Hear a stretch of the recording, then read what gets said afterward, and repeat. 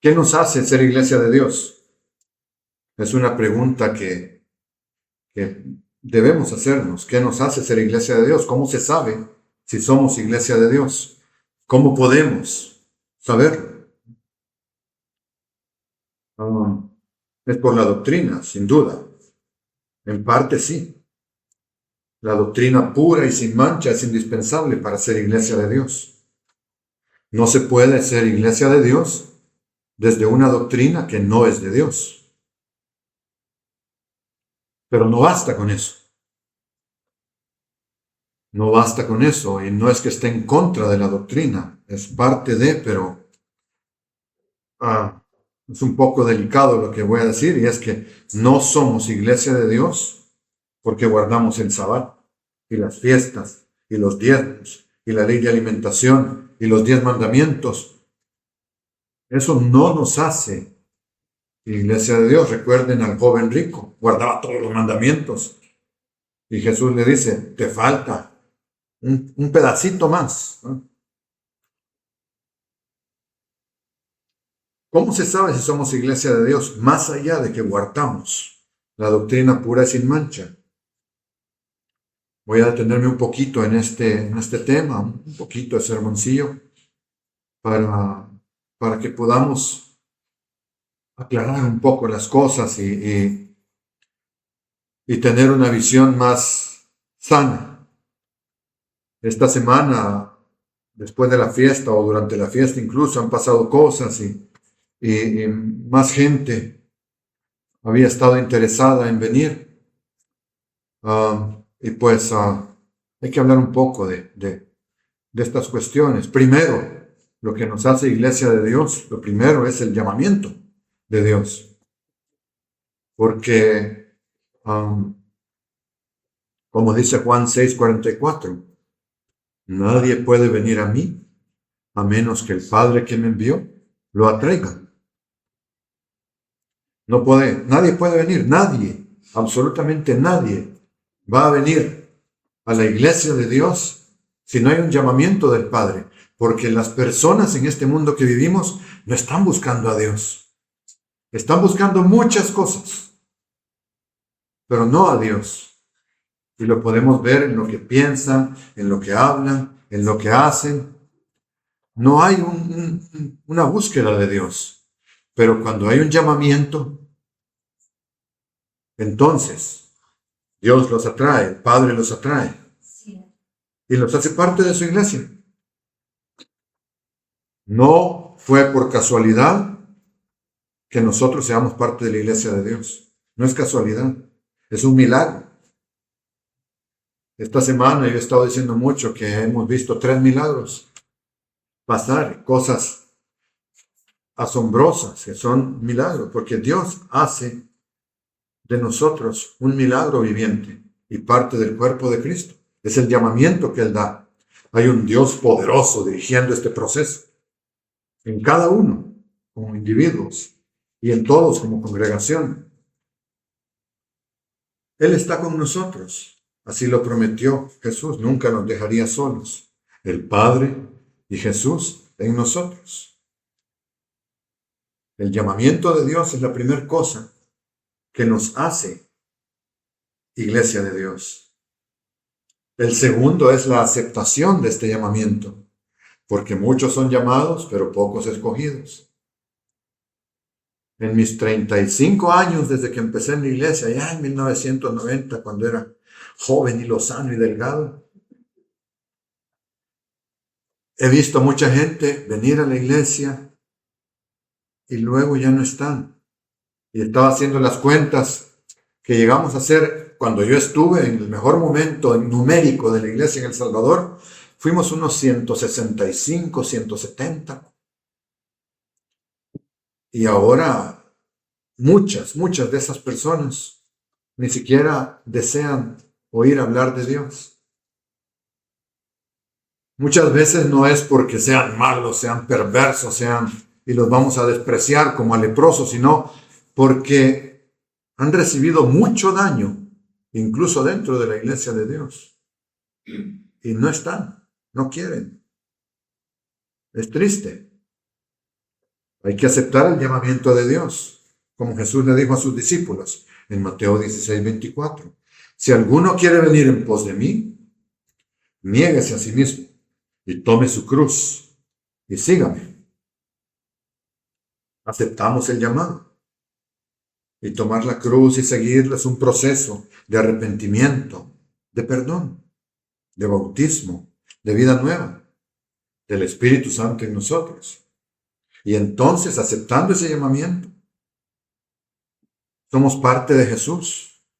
Como decía en otro discurso, somos un pedacito de Jesús. Somos una uñita de Jesús. Pero Jesús. Y tenemos una función especial que realizar como parte del cuerpo de Jesús. Aceptamos ese llamamiento. Y la cabeza, que es Jesús mismo, inunda de poder, de posibilidades. Tenemos superpoderes en Jesús. Podemos vencer el pecado. Podemos vencer cualquier influencia del mal. Podemos sobreponernos a muchas cosas a los que la iglesia se enfrenta, porque en otro sermoncillo hablaremos de eso. Estamos en guerra. Están en guerra en contra de nosotros, más bien. Muchas fuerzas de muchas partes.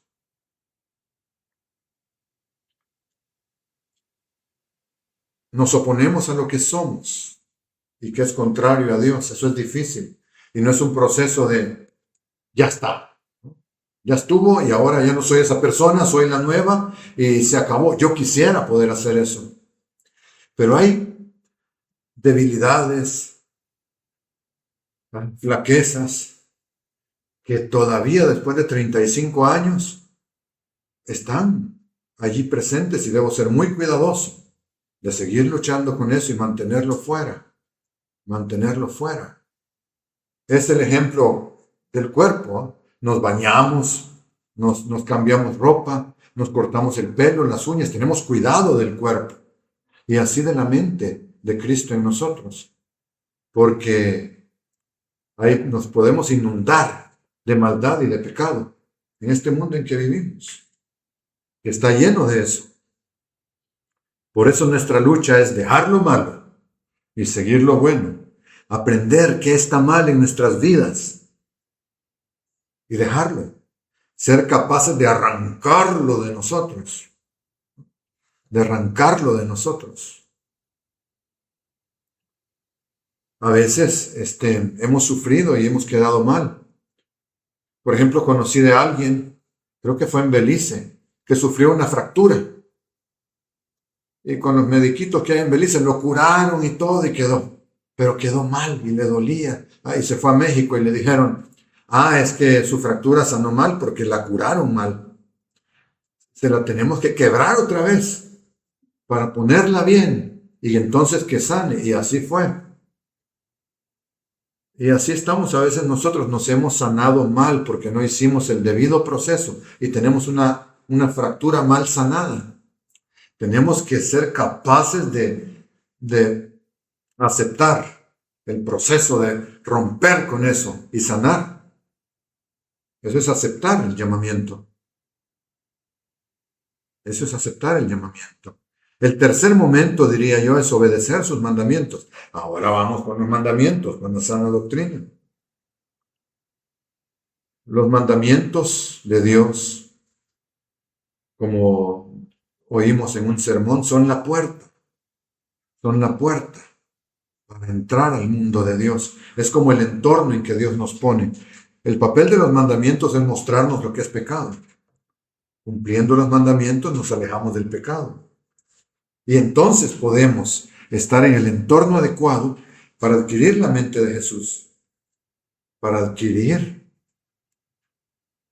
el carácter de Dios en nosotros, para convertirnos en Jesús.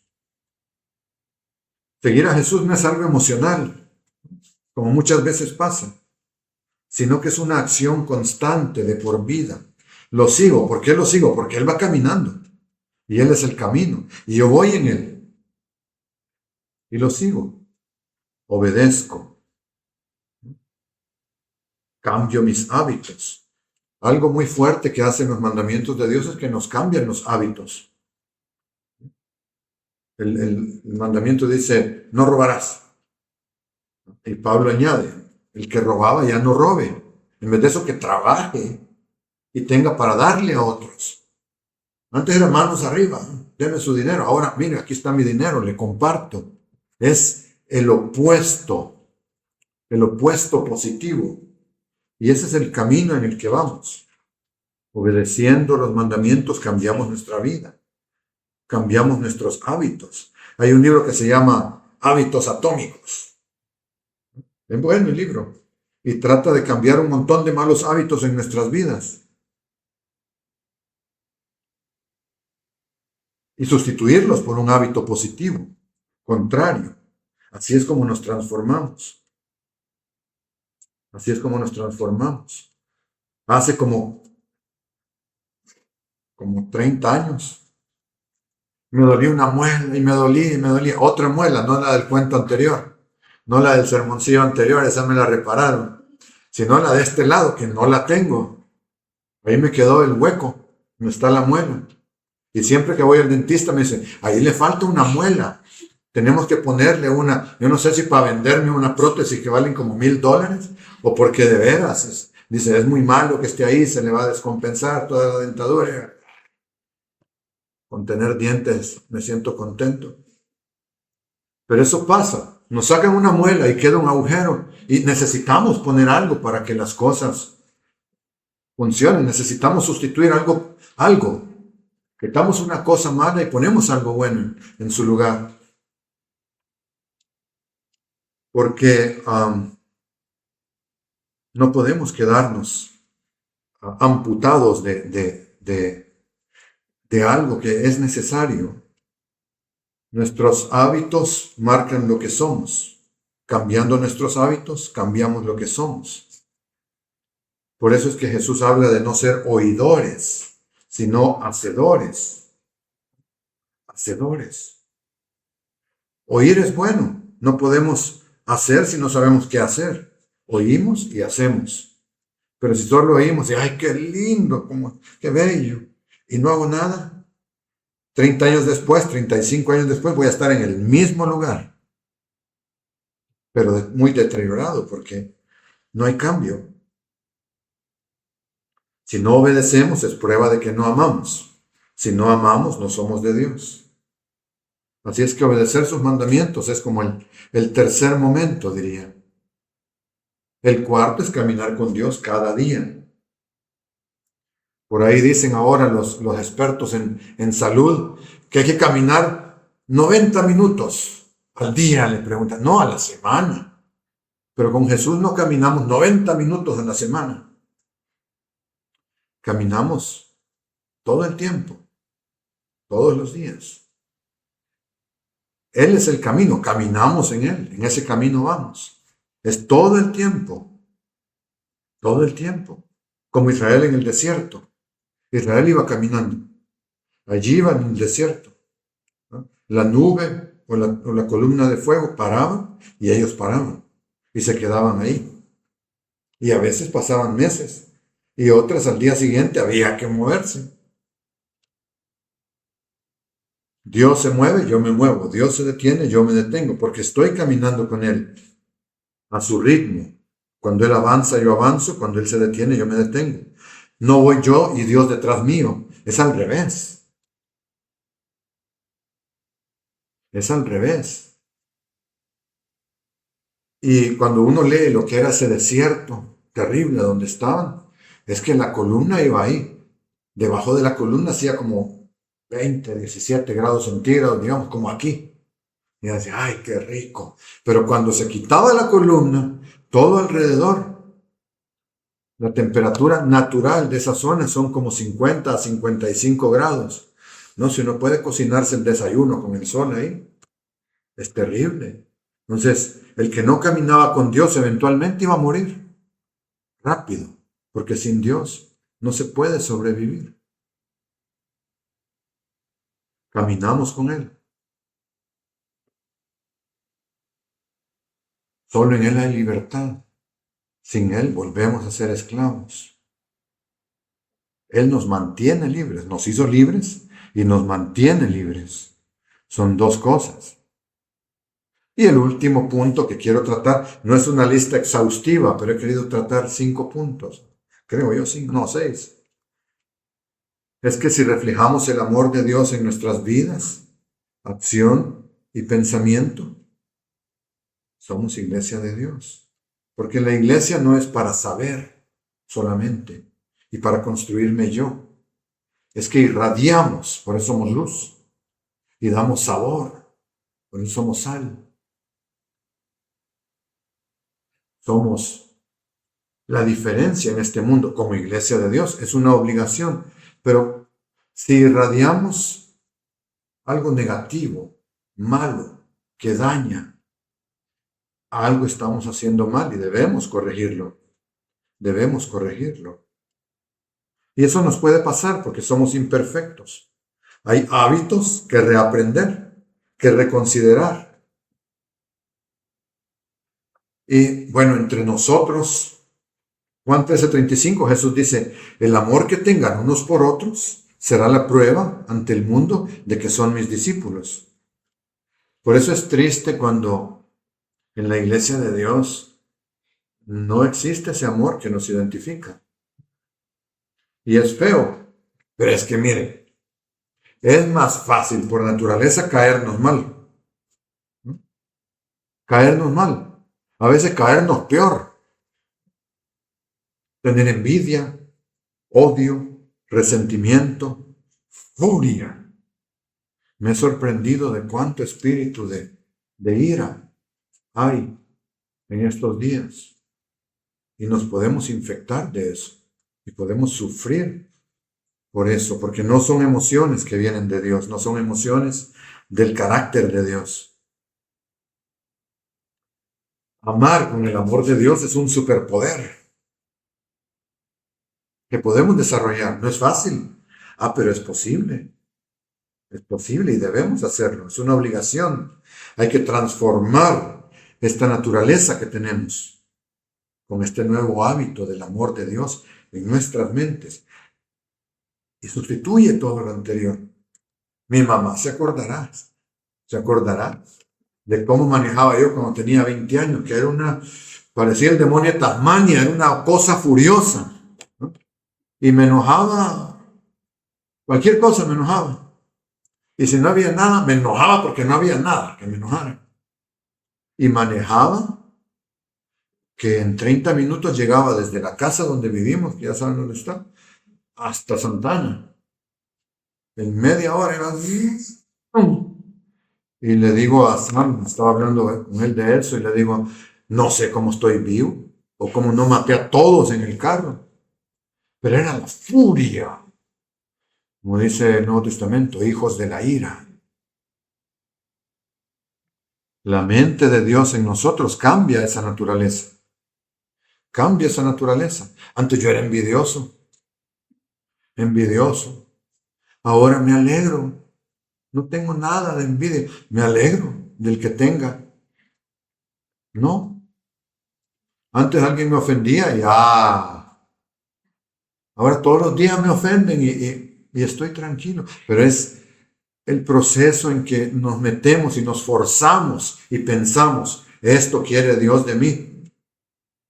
Y a veces nos deslizamos y nos ponemos verdes y medimos 2,5 metros como Hulk porque nos controló el pecado.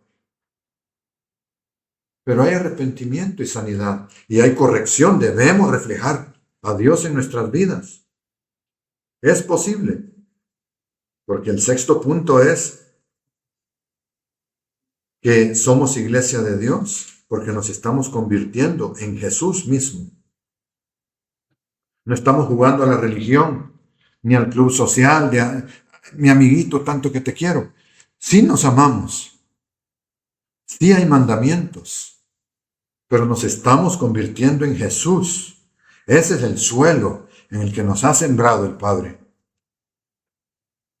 Somos su cuerpo, somos piedras en su templo. Es que somos Él, todavía imperfectos. Pero como dice Efesios 2:13, Ahora en Cristo Jesús, ustedes, que en otro tiempo estaban lejos, han sido acercados por la sangre de Cristo. Estamos cerquita. Y el versículo 19 dice, ya no somos extranjeros ni forasteros, sino conciudadanos. Ya tenemos pasaporte. Ya no nos pueden deportar, así como está pasando.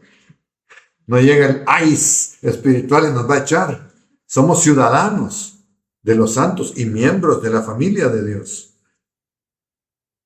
Como resultado, nos convertimos en Jesús. Poco a poco, somos nosotros mismos y también somos Jesús. Llegamos a ese nivel de perfección. Llegaremos. No hemos llegado. No hemos llegado. Físicamente uno va decayendo. Ahí va pensando que hay que cuidarse más, que comer mejor, que esto, que lo otro. Porque el cuerpo físico va decayendo. Pero espiritualmente vamos creciendo, prosperando, fortaleciéndonos, volviéndonos gigantes.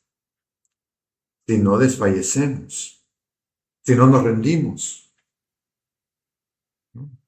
En Jiu-Jitsu, cuando a uno le hacen una llave y duele y uno hace, ¿no? Eso le dicen tap, ¿no? Y en inglés, bueno, nosotros hacíamos Jiu-Jitsu en inglés.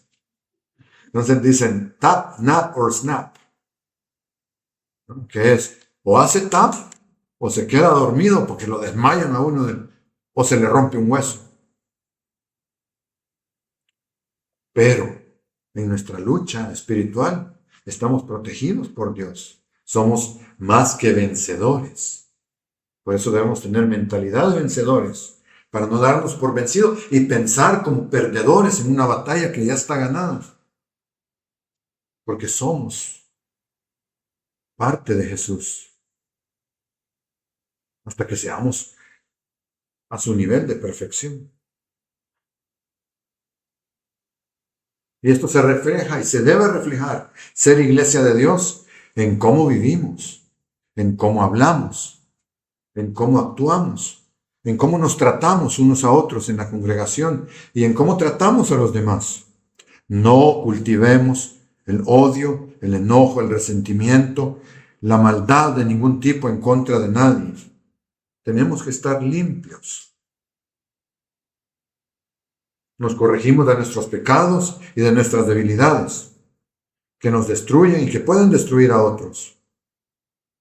Y así debemos ser luz hasta para los que se declaran enemigos nuestros. Porque ser luz es un compromiso que nos dejó Dios. Pasito a pasito, poco a poco, vamos dejando de ser tan imperfectos y nos vamos pareciendo cada vez más al Padre y al Hijo. Y un día vamos a estar bien bonitos, bien lindos, así como ellos son, perfectos. En el entretanto, confiemos. Porque como dice Romanos 8:38, que les voy a leer y con eso termino, nada podrá separarnos del amor de Dios. Leo de la Nueva Traducción Viviente. Ni la muerte ni la vida, ni ángeles, ni demonios, ni nuestros temores de hoy, ni nuestras preocupaciones de mañana, ni siquiera los poderes del maligno pueden separarnos del amor de Dios. Ningún poder en las alturas ni en las profundidades, ni en el infierno, dicen otras traducciones, pero nosotros sabemos el cuento del infierno. De hecho, nada en toda la creación podrá jamás separarnos del amor de Dios, que es quien creó todo. Y el Creador es superior a la creación.